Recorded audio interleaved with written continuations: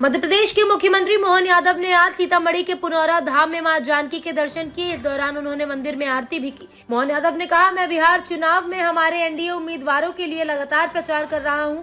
आज मुझे माता जानकी की जन्म स्थली पर जाने का अवसर मिला। कांग्रेस और उनकी सभी साजिशों को उजागर करते हुए हमने अयोध्या, बनारस और उज्जैन से देखा कि धार्मिक पर्यटन केंद्रों के माध्यम से हमारे नागरिकों के जीवन में क्या बदलाव आ सकते हैं। कांग्रेस और उसके सहयोगी ऐसा कभी नहीं करते। बिहार चुनाव से पहले नीतीश कुमार के प्रस्ताव पर प्रधानमंत्री मोदी ने माता सीता की जन्मस्थली जनकपुरी धाम के लिए राशि स्वीकृत की है। जितनी जल्दी ये बनेगा, उतना ही हर वर्ग के कल्याण के लिए बड़े पैमाने पर धार्मिक पर्यटन का केंद्र बनेगा। मैंने गरीबों, महिलाओं और युवाओं और किसानों की भलाई के लिए माता से प्रार्थना की है। वहीं मोहन यादव आज 9 नवंबर को पूर्वी चंपारण के अलग अलग विधानसभा में रोड शो करेंगे। इस दौरान वे एनडीए प्रत्याशियों के पक्ष में चुनाव प्रचार करेंगे। सीएम का कार्यक्रम सीतामढ़ी और पूर्वी चंपारण जिले की विभिन्न विधानसभाओं में प्रचार करने का है। यहां से रोड शो करने के बाद सीएम मोहन यादव चिरैया के लिए रवाना होंगे, जहां वे एनडीए प्रत्याशी के समर्थन में जनसभा को संबोधित करेंगे। इसके बाद नरकटियागंज और मोतिहार में भी जनसभा को संबोधित करेंगे। सीएम मोहन यादव की आज पूर्वी चंपारण में करीब 4 जनसभा है।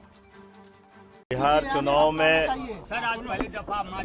चुनाव में मैं लगातार हमारे एनडीए के प्रत्याशियों के पक्ष में चुनाव प्रचार के लिए आ रहा हूं, लेकिन चुनाव प्रचार के आज आखिरी दिन थोड़ा समय मिला और माता जानकी के जन्म स्थान पर दर्शन करने का सौभाग्य मिला। यहां मैं पहली बार आया हूं।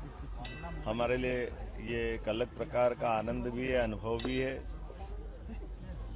हजारों लाखों साल पूर्व का भगवान राम का वो राम राज्य का समय, माता सीता से होने वाले स्वयंवर का स्थान और बिहार की धरती से सीता माता का बाहर कदम बढ़ा करके राम राज्य के सपने को भगवान राम के जीवन में जाने के बाद दुनिया ने रामलीला के माध्यम से उनके परिवार की सारी अच्छाइयों से सदैव प्रेरणा पाई है, उससे सीखने को मिला है।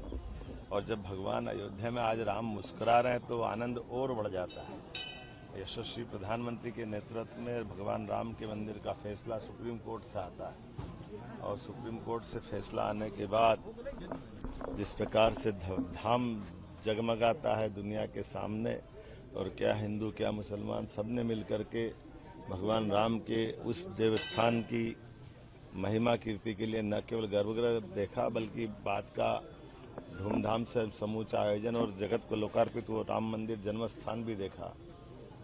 कांग्रेस और उनके सारे षड्यंत्रों का पर्दाफाश करते हुए धार्मिक पर्यटन के केंद्रों से भी जो हमारे नागरिकों के जीवन में भला हो सकता है, ये हमने अयोध्या से भी देखा, बनारस से भी देखा, बाबा महाकाल के महालोक उज्जैन मध्य प्रदेश से भी धार्मिक पर्यटन के आधार पर हर वर्ग के लोगों का कितना भला हो सकता है।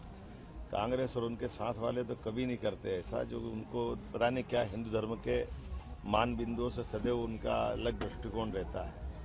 लेकिन मैं मान के चलता हूँ, इस बिहार चुनाव के पहले माननीय प्रधानमंत्री जी ने नीतीश कुमार जी के प्रस्ताव पर इस जनकपुरी धाम के लिए माता सीता के जन्म स्थान के लिए जो राशि मंजूर की है, और जितनी जल्दी ये बनेगा पूरा क्षेत्र और पूरा बिहार न केवल सांस्कृतिक रूप से बहुत संपन्न होगा बल्कि आर्थिक रूप से भी एक ठेले वाले, चाय वाले, रिक्शे वाले, होटल वाले, हर वर्ग के कल्याण के लिए बड़े पैमाने पर धार्मिक पर्यटन का एक केंद्र बनेगा।